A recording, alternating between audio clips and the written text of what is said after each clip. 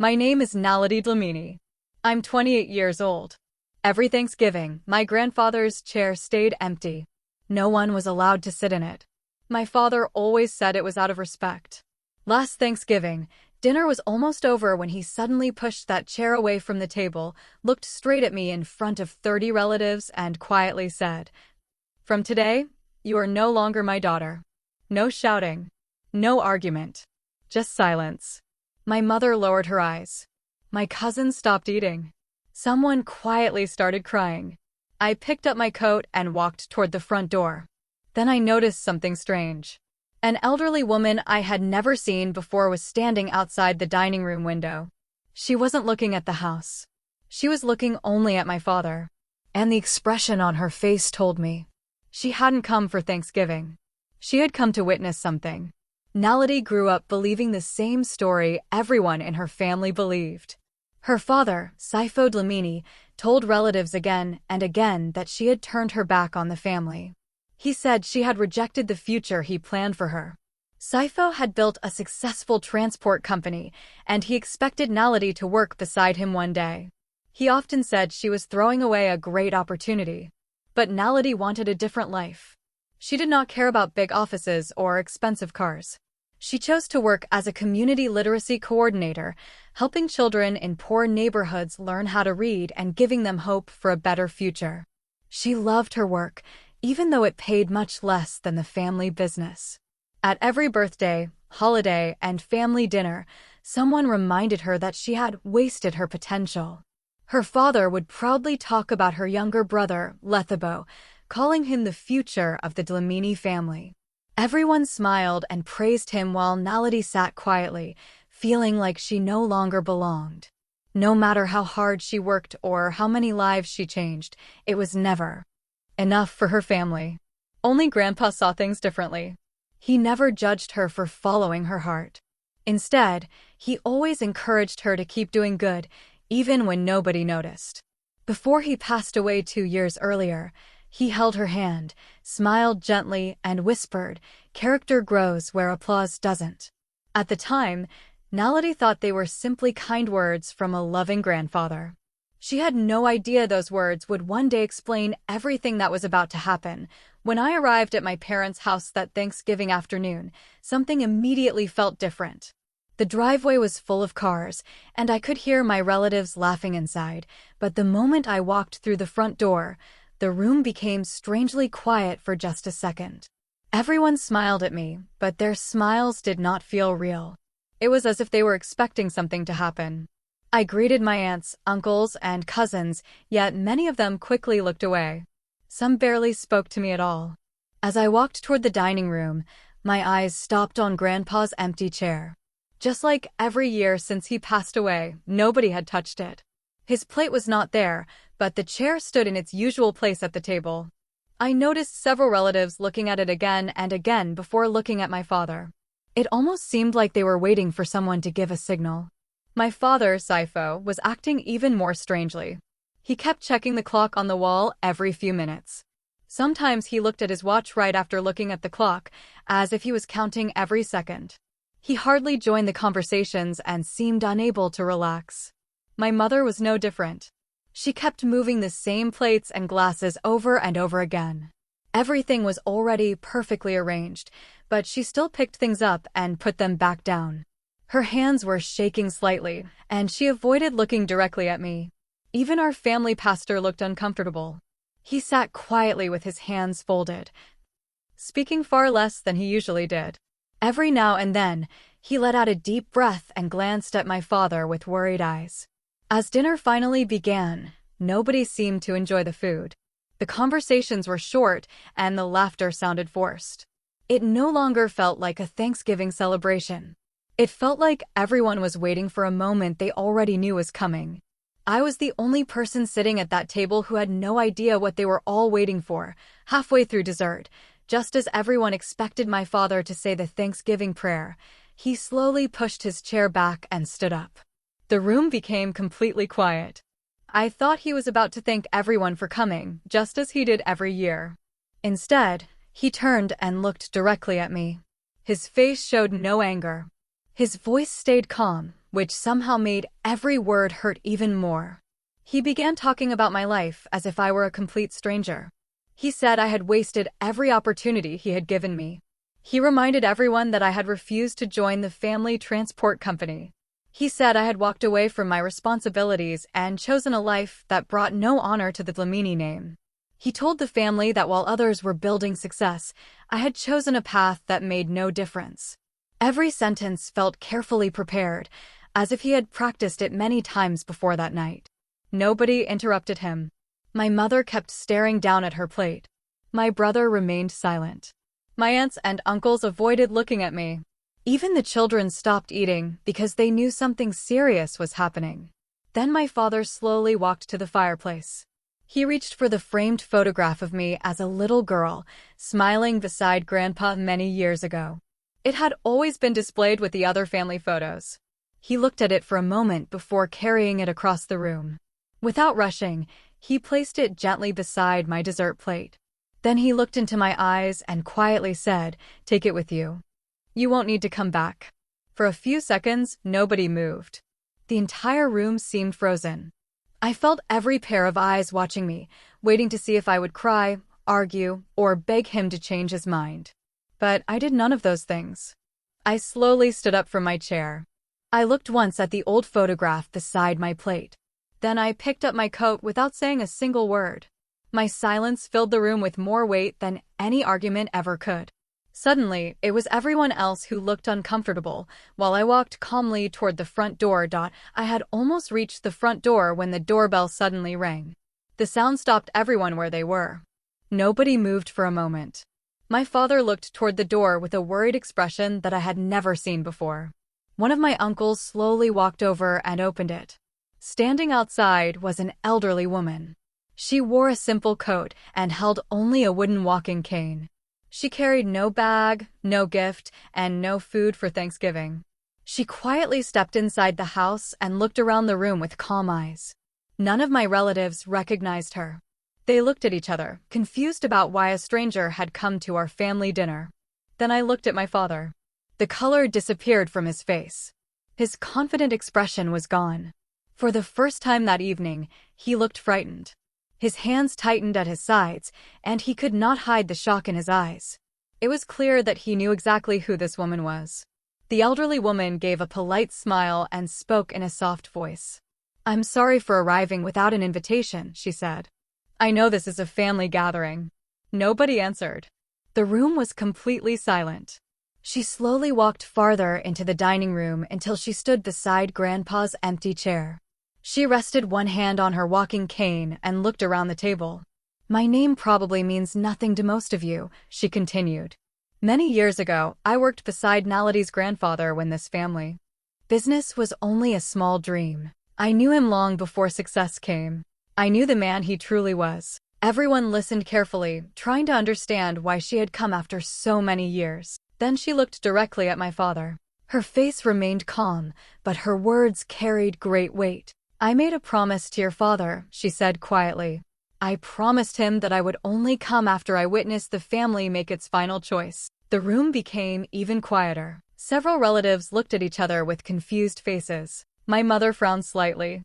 My brother seemed completely lost. Nobody understood what those words meant or why this woman believed tonight was so important. Nobody understood. Except my father. He lowered his eyes without saying a single word. For the first time that night, the man who had controlled every moment of the dinner looked like someone who knew something was about to happen that he could no longer stop. The elderly woman looked around the room before speaking again. Every person at the table waited quietly for her next words. Then she gently rested her hand on Grandpa's empty chair and said, "Before your grandfather passed away, he shared one great fear with me. He was never afraid of losing money. He was afraid that wealth would one day hide people's true character." Nobody said a word. She continued, "He believed that people often behave well when they know someone important is watching. But true character appears when there is nothing to gain and nobody is paying attention." Then she revealed something that surprised everyone. Before he died, your grandfather asked several trusted friends to quietly observe this family over time. Some relatives looked around the room in confusion. She quickly added, "No, there were no hidden cameras. Nobody followed you in secret. There were no private investigators and no secret files. She smiled gently. It was much simpler than that. She explained that Grandpa had asked old friends, church members, former employees, neighbors, and local charity workers to simply pay attention during their normal lives. Whenever they naturally met members of the Dlamini family, they quietly noticed how they treated other people. For the past 2 years, they had simply been watching. They watched who greeted workers with respect. They watched who helped strangers without expecting praise. They watched who visited lonely people after everyone else forgot them. They watched who spoke kindly when nobody important was listening. And they also watched who looked down on others, who treated people differently because of money, and who believed their position gave them the right to humiliate others without consequences. The elderly woman slowly looked at every face around the table. Your grandfather never wanted a test that could be passed in one afternoon, she said. He believed real character is shown through small choices made over many days. Then she looked directly at my father. This Thanksgiving dinner was never the test, she said quietly. It was only the final observation. Suddenly, everything that had happened that evening felt different. My father had believed he was making the final decision about my place in the family. But someone else had been watching every decision long before tonight ever began. For a few long seconds, nobody spoke. Then another knock came at the front door. Everyone turned to look. It was not a lawyer carrying legal papers. It was not a business partner or an important investor. Instead, ordinary people began walking into the house one after another. The first was a retired school principal. He smiled kindly at me before looking at my family. I don't know much about your family business, he said. But I know your daughter. He explained that several children at his school could not afford school uniforms. Their parents were struggling, and some children were too embarrassed to attend class. Without telling anyone, I had quietly paid for the uniforms. I had asked him never to tell the families where the money came from because I did not want anyone to feel ashamed. The room remained silent. Then a grocery store owner stepped forward. He looked at my father before speaking. There were many times when elderly customers came to my store without enough money to buy food, he said. Before I could even ask what to do, Naledi had already left money with me. She told me to use it whenever someone truly needed help. She never asked for thanks. She never wanted her name mentioned. I lowered my eyes because I had never expected anyone to talk about those moments. Then a former employee from Grandpa's company quietly entered the room. He looked at everyone sitting around the table. When your father was in the hospital, he said, looking at my father and brother, many family meetings were about the company and the future of the business. But every single week, Naledi came to visit him. Sometimes she stayed for hours. She read books to him, brought his favorite tea, and simply sat beside him when he was too weak to speak. His words filled the room with heavy silence. One by one, more people shared simple stories. None of them talked about money. None of them talked about success. They talked about kindness. They talked about respect. They talked about quiet acts that expected nothing in return. Only a few minutes earlier, many relatives had silently agreed with my father. Now they could no longer look him in the eyes, because the truth was being spoken by people who had absolutely nothing to gain. After everyone finished speaking, the room became completely silent again. The elderly woman slowly turned toward my father. She did not raise her voice. She did not insult him or try to embarrass him in front of the family. There was no anger on her face. There was only sadness, as if she had hoped this day would never come. She looked at him for a long moment before speaking. Saifo, she said softly, your father knew you better than you realized. My father tried to say something, but no words came out. The woman continued, many people believed your father's greatest dream was to build a successful business. They believed he cared most about trucks, buildings, contracts, and money. She slowly shook her head. They were wrong. She placed one hand on Grandpa's empty chair. Your father once told me that businesses can fail and be built again. Money can be lost and earned again. But if a family loses kindness and compassion, it becomes much harder to rebuild. Everyone listened carefully. He was never afraid that this family would become poor, she said. He was afraid that success would make some people believe they were more important than others. He feared that pride would slowly replace love, and that respect would be replaced by fear. My father's eyes stayed on the floor. The woman took one slow step closer to him. Your father believed that real success means nothing if it costs you your humility. A business can make people wealthy, but only character makes people worthy of respect. Nobody moved. Then she spoke the words that changed everything. Tonight, she said quietly, you did not disown your daughter. She paused, letting every person in the room hear each word. Tonight, you revealed yourself. The silence that followed felt even heavier than before. My father looked around the room, hoping someone would defend him. Nobody did. The relatives who had agreed with him only minutes earlier now looked away. Even my brother remained silent. My mother quietly wiped tears from her eyes. For the first time in my entire life, I saw my father without answers. The man who always controlled every conversation. The man who always had the final word, could not speak at all.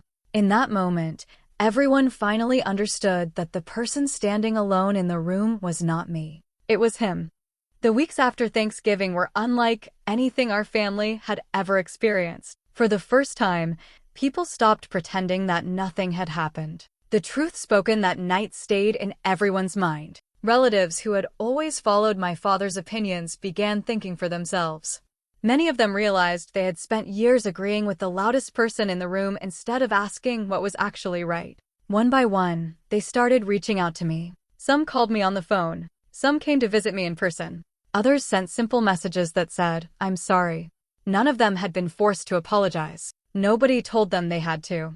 They apologized because they finally understood how easily they had judged me without knowing the full story. They admitted they had believed my father's words for years without ever asking me how I felt or why I had made the choices I did. I listened to every apology without anger.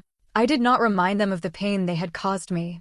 I did not ask for revenge. I did not try to embarrass anyone the way I had been embarrassed. Instead, I went back to living the same life I had always lived. Every morning I returned to the community center, helping children learn to read. I visited elderly people who needed company.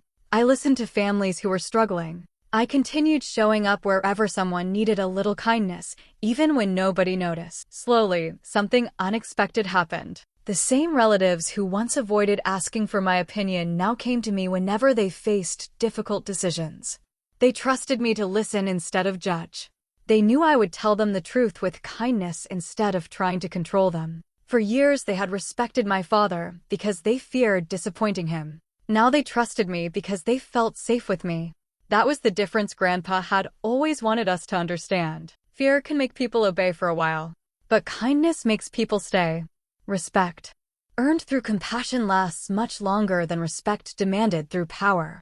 Without saying a single speech, our family finally learned that true leadership is not about controlling people. It is about serving them. That lesson changed our family more than any business success ever could. The following Thanksgiving felt completely different from the year before. As I walked into the house, I noticed something had changed. The rooms looked the same. The family photos were still hanging on the walls. The dining table was set just as it had always been. But the feeling inside the house was no longer heavy with fear. People were smiling naturally. Conversations were honest. Nobody seemed worried about saying the wrong thing. Grandpa's chair was still standing in its usual place at the table. Just like every year, nobody sat in it. But this time, it no longer felt like a reminder of authority or control. It was simply a quiet way of remembering the man who had loved us all.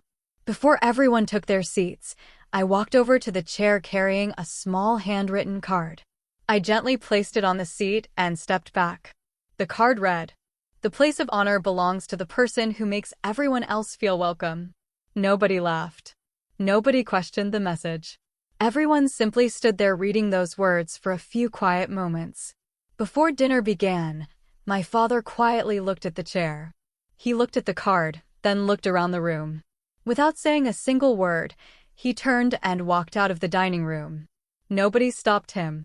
Nobody followed him. For the first time, the dinner did not depend on one person's approval.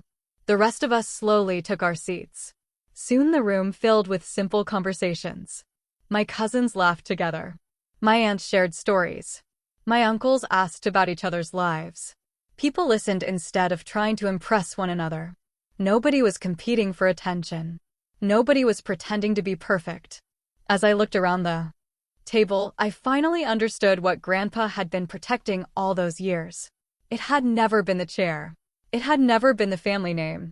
It had never been the business or the money. He had been protecting something far more valuable. He wanted our family to remember that love is stronger than pride, kindness is greater than power, and respect cannot be demanded. It must be earned. At that moment, I realized Grandpa's greatest wish had finally come true. Kindness had become the loudest voice in the room.